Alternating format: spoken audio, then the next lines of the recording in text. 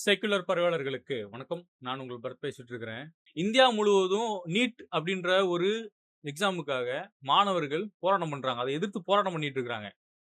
சிஜேபின்னு சொல்லி ஒரு காக்ரோச் ஜனதா பார்ட்டின்னு சொல்லி ஒரு ஒரு அமைப்பு.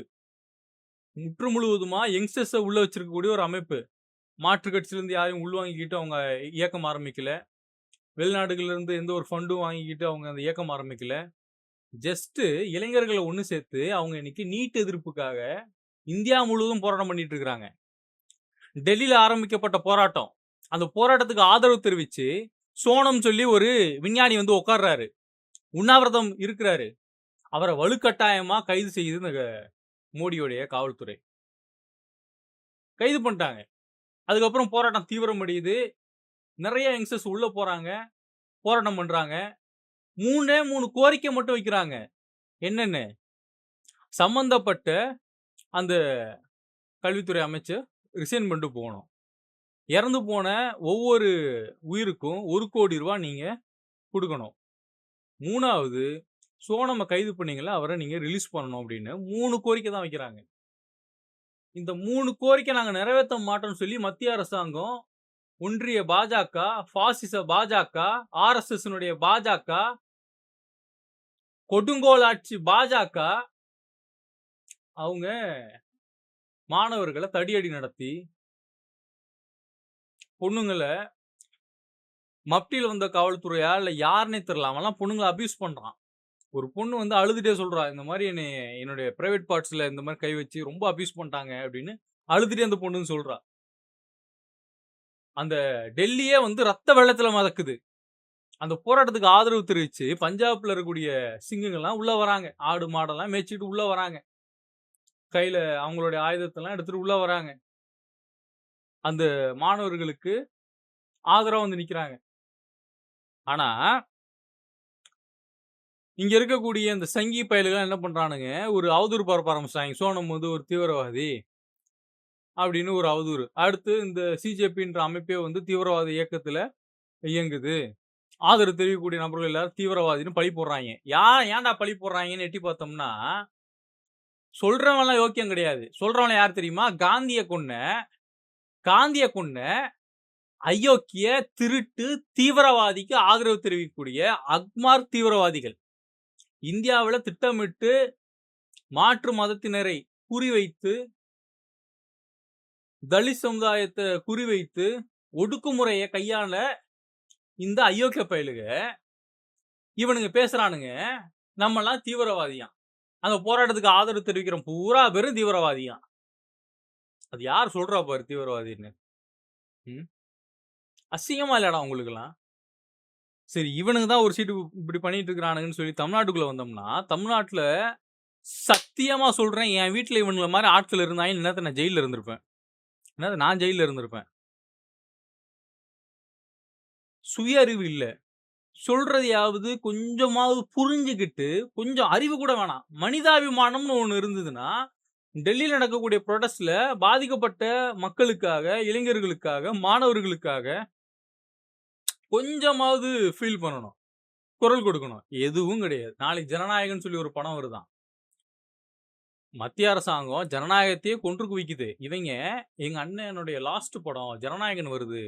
அதனால நாங்க அத போய் பார்க்க போறோம். படத்துக்கும் இதுக்கும் என்ன சம்பந்தம்? நீங்க தான் படத்தையும் அரசியலும் ஒண்ணு போட்டு குழப்புறீங்க. நாங்க படத்தையும் அரசியல் ஒண்ணு போட்டு குழப்பலாமா? படத்துல இருந்து ஒருத்தன் நடிச்சாங்கிறதுக்காக அவனுக்கு இன்னைக்கு தமிழ்நாட்ட தூக்கி குடுத்துருக்கீங்க. நீங்க தான் குழம்பி போய் தற்குறி மாரி இருக்கீங்க.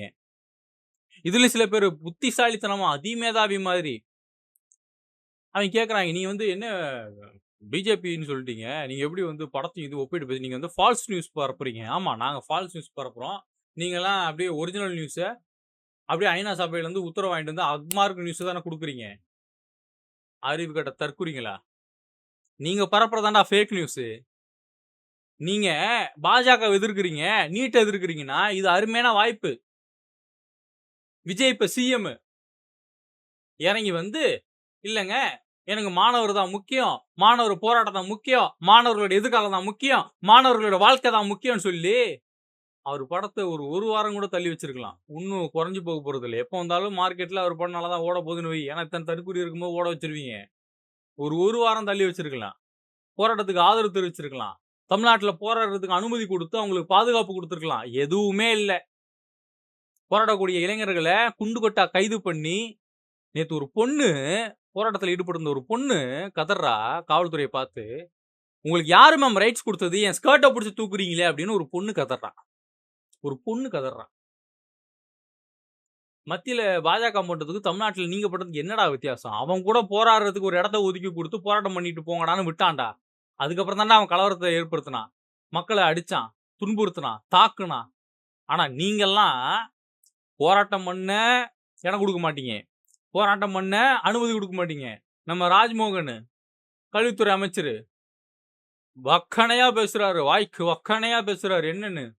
அறவழியில போராடுனீங்கன்னா நாங்க ஆதரவு தெரிவிப்போம். அப்ப மாணவர்லாம் ஆயுதம் ஏந்திக்கிட்டு வந்து நின்னானா? இல்ல துப்பாக்கிய தூக்கிட்டு வந்து "ஓய்ன்னு" வந்து நின்னானா அவன்? அறவழியில தானே போராடுறானுங்க. ஏன் சாலை தான் உங்களுக்கு போராடக்கூடிய இடமா? அப்படின்னு ராஜ்மோகன் கேட்கிறாரு. சரி, சாலை போராடுறதுக்கான இடம் இல்ல. ஒரு இடத்த ஒதுக்கி குடுங்க. மெரினா பீச்ல எப்படி ஜல்லிக்கட்டுக்காக மக்கள் ஒன்று திரண்டாங்களோ, அதே மாரி மெரினா பீச்ச ஓப்பன் பண்ணி விடு. நாங்க கடலோரமா உட்காந்துக்கிட்டு நாங்க போராட்டம் பண்ணிட்டு போறோம். நீங்க தான் நல்லவங்களாச்சேப்பா. போராடுறதுக்கு மக்கள்லாம் ஒண்ணு சேர்க்கறதுக்கு. அது மெரினா பீச் ஆல்ரெடி ஜல்லிக்கட்டுல இடம் பத்தல. நெடுக்க இருந்தது. ஸோ இந்த முறை நீங்க எடுத்து குடுக்க வேண்டியது தானே. ஆட்சியில இருக்கிறீங்க. அதிகாரம் உங்க கையில இருக்கு. நீங்க மத்தவங்கள மாரி பொய்யான நீட் எதிர்ப்புலாம் பேச மாட்டீங்க. நியாயமான நீட் எதிர்ப்பு தான் பேசுவீங்க. செய்ய வேண்டியது தானே. செய்ய வேண்டியது தானடா.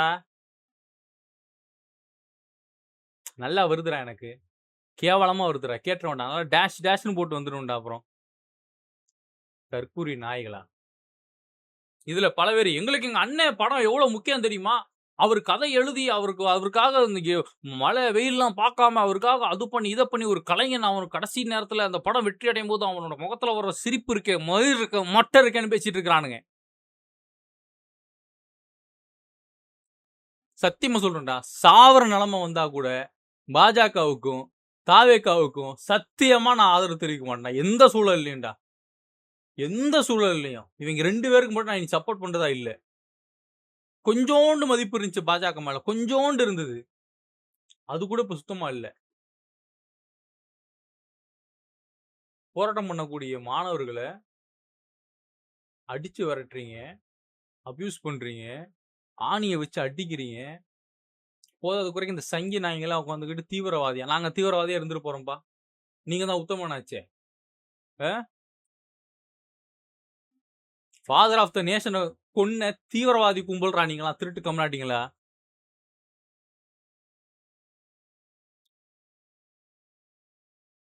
ஒரு காவல்துறை அதிகாரி மாணவன கழுத்த புடிச்சு இழுத்துறாரு. நேத்து ஒரு பையன் கைய உடைச்சிருக்காங்க. இதுக்கெல்லாம் யார் பொறுப்பு?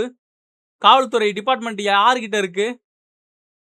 விஜய் கிட்ட தானே இருக்கு. விஜய் என்ன வாயில என்ன வச்சிருக்காரு? என்ன டேஷ் வச்சிருக்காரா விஜய்? விஜய் என்ன வாயில டேஷ் வச்சிருக்காரா? ஏன் வாய் தொறந்து பேச மாட்டாரா? நாளைக்கு படம் ரிலீஸ் ஆகுது. நாளைக்கு இந்த படம் ரிலீஸ் ஆகும்போது இந்த புரொடெஸ்ட் நடக்கக்கூடாதுன்னு தாவேகா தெளிவா வேலை பார்க்கும். தெளிவா வேலை பார்க்கும். நான் இப்பயே சொல்றேன். எஸ்எஃப்ஐ மாணவர்கள்லாம் தனித்தனியா போராட்டம் பண்ணிட்டு இருக்கிறீங்க. எல்லாரும் கிளம்பி வாங்க. கிளம்பி வாங்க. டி நகருக்கு வாங்க. சிபிஐஎம் ஆபீஸுக்கு வாங்க. அங்க உட்காந்து நம்ம போராட்டம் பண்ணுவோம். வாங்க. கிளம்பி வாங்க. தயவு செஞ்சு கிளம்பி வாங்க. மாணவர்கள் மட்டும் இல்ல. பெத்தவங்க கிளம்பி வாங்க. புள்ளைய பெத்தவங்க கிளம்பி வாங்க. இன்னைக்கு நம்ம பிள்ளைங்களோட வாழ்க்கைய நம்ம தான் பார்க்கணும். நம்ம தான் காப்பாத்திக்கணும். இங்க நமக்குன்னு யாரும் கிடையாது. சத்தியமா இங்க நமக்குன்னு யாரும் கிடையாது. கிளம்பி வாங்க. எவன நம்பி போய் 41 பேர் செத்து போனாங்களோ, அவனே வந்து பொறுப்பேத்துக்க மாட்டேன்ட்டான். பொறுப்பேத்துக்க மாட்டேன்ட்டான். பழிய தூக்கி அங்க போட்டு, இங்க போட்டு ஒப்பாரி வச்சுட்டு திரியிறான் ஒருத்தன். இங்க நமக்கான வாழ்க்கை, நம்ம குழந்தைங்களோட எதிர்காலத்த பாதுகாக்கணும்னா, நம்ம தான் இறங்கி போராடி ஆகணும். கிளம்பி வாங்க. சிபிஎம் ஆபீஸுக்கு வாங்க. டி நகர்ல இருக்கு. வாங்க. ஒண்ணு சேருவோம். ஒண்ணு சேர்ந்தா மட்டும் தான் இங்க நமக்கான குரல், நமக்கான உரிமை எல்லாமே நமக்கு கிடைக்கும். இல்லாட்டி நம்ம குரவலைய நெரிச்சிருவாங்க. தூங்கும்போது கூட நெரிச்சு கொன்னுபுடுவாங்க. கொன்னுபுட்டு திமுக தான் கொன்னுச்சுன்றுவான் ஒருத்தன். அப்படி சொல்லுவான் ஒருத்தன். இன்னொருத்தன் தீவிரவாதிகள் தான் கொண்டாய்ங்கம்மா இன்னொருத்தன். 3 ஜெனரேஷன் அழிச்சிருக்கீங்கடா. நான் இப்பயே சொல்றேன். இன்னைக்கு இளைஞர்களுக்கு அரசியல் போய் சேரலன்னா, அதுக்கு மிக முக்கியமான காரணம் திமுக, அதிமுக தான். நீங்க 2 பேரும் பண்ண ஐயக்கத்தனம் தான். மாணவர்கள்கிட்ட அரசியல் பேசக்கூடாது. ஸ்கூல்ல அரசியல் பேசக்கூடாது. டீ கடையில அரசியல் பேசக்கூடாது. அப்படின்னு நீங்க உருவாக்குன ஒரு விஷயம். இன்னைக்கு உங்களுக்கு எதிரா வந்து நிக்குது. டேய் எல்லா விஷயத்துக்கும் தமிழ்நாடு முன்னாடி நின்னு குரல் குடுத்திருக்குடா. போராட்டம் பண்ணியிருக்குடா. மக்களுக்காக நின்றுக்குடா. இந்திய விடுதலை போராட்டத்துல இருந்து, நீட் எதிர்ப்புல இருந்து எல்லாத்துக்கும் நம்ம தான்டா முதல் ஆளா குரல் குடுத்தோம். இன்னைக்கு எதுக்குமே வாய் திறக்காம ஒருத்தர் உட்கார்ந்துட்டு இருக்கிறாரு. ராகுல் காந்திய கைது பண்ணிட்டாங்களா, அது இதான். அது அவருக்கு பிரச்சனையா இருக்கு. அப்ப நீ இங்க மாணவர்கள கைய உடைச்சு கைது பண்ற. பொண்ணுங்கன்னு கூட பார்க்காம ஸ்கர்ட்ட தூக்கி அசிங்கப்படுத்துற. அபியூஸ் பண்ற. இதெல்லாம் எங்க போய் சேர்ப்ப? ஐய்யய்யோ சாமி! இந்த ஒரு கும்பல் இருக்கு. என் தாவேக்காக்கு ஆதரவு தெரிவிக்கிறேன்னு ஒரு கும்பல் கிளம்பியிருக்கு. ஐய்யய்யோ! ஏய்! சங்கிங்கள விட மோசமானவன்டா நீங்க. அக்மார்க் ஜாம்பிகள்டா நீங்கலாம். ரொம்ப கஷ்டப்பட்டு அண்ணன் படம் ரிலீஸ் ஆகுது. நாங்க பார்க்க கூடாதா? படம் கஷ்டப்பட்டு வருதுடா. ஆனா அங்க ஒருத்தன் நமக்காக, நம்ம குழந்தைகளுக்காக, நம்ம குழந்தைகளோட எதிர்காலத்துக்காக, நம்மளுடைய வாழ்க்கைக்காக அவன் உயிர குடுத்து போராட்டம் பண்ணிட்டு இருக்கிறான்டா. டேய் அவன் உயிர குடுத்து போராட்டம் பண்ணிட்டு இருக்கிறான்டா. இத்துணூண்டு முள்ளு கால்ல குத்துனாலே நமக்கு சுருக்கு சுருக்குங்கும். ஆணி குத்துனா உயிர் போற அளவுக்கு வலிக்கும். கட்டையில, குச்சியில, கம்புல ஆணிய எடுத்து சொருகி, அடிச்சு பொத்தல் பொத்தலா வச்சிருக்கானுங்கடா அங்க டெல்லில.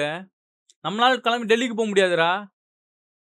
நமக்கு நம்ம மண்ல நம்மலாம் ஒண்ணு சேர்ந்தா போராட்டம் பண்ண முடியும்டா. இது அருமையான வாய்ப்புடா. குறைந்தபட்சம் இந்த 3 விஷயம் சிஜேபி வச்சிருக்கக்கூடிய இந்த 3 விஷயம் நடந்தாலே, அடுத்த முறை நம்ம நீட் எதிர்ப்ப இன்னும் வலுவா பேசலாம். மத்திய அரசாங்கம் பயப்படுவான். ஐய்யய்யோ! ஒண்ணு சேர்ந்துருவாய்ங்களோ! அப்படின்னு அவன் பயப்படுவான். ஒன்றிய பாஜக பயப்படும். ஐயோ சாமி! டேய் எனக்கு தயவு செஞ்சு தாவேக்காக்காரன் மெசேஜ் பண்ணாதடா. அப்புறம் கோத்தாங்கம்மான்னு கேட்டு விட்டுருவேன்டா நான்லாம். ஆம்பள பொம்பளலாம் பார்க்க மாட்டேன்டா. கேவலமா வருதுடா. இவ்ளோ கேவலமான பிறவிகளா இருக்கீங்கடா நீங்கலாம். இவ்வளவு கேடுகெட்ட பிறவிகளா இருக்கீங்கடா. மனசாட்சியே இல்லடா உங்களுக்கெல்லாம். நாங்க யாரும் படத்தையும், அரசியலையும் ஒண்ணு பண்ணி பேசலடா. நீங்க தான்டா பண்றீங்க. சினிமால ஒருத்தன் நடிச்சாங்கிறதுக்காக, அவனுக்கு அவன உங்களுக்கு தனிப்பட்ட ரீதியில புடிக்குங்கிறதுக்காக அவன ஓட்டு போட உட்கார வச்சிருக்கிறீங்கடா. என்னடா கொள்கை இருக்கு அவன்கிட்ட? இதுவரைக்கும் ஆட்சிக்கு வந்ததுல ஒரு வார்த்தை பாஜகவ எதிர்த்து, பாஜக செய்யக்கூடிய அட்டூழியத்த எதிர்த்து ஒரு வார்த்தை பேசியிருப்பானாடா உங்க ஆளு? மக்கள் புரிஞ்சுக்கோங்க. கேவலமான பிறவிங்க ஆனா அவைங்க. தாவேக்கா கேவலமான பிறவிங்க இவைங்கலாம்.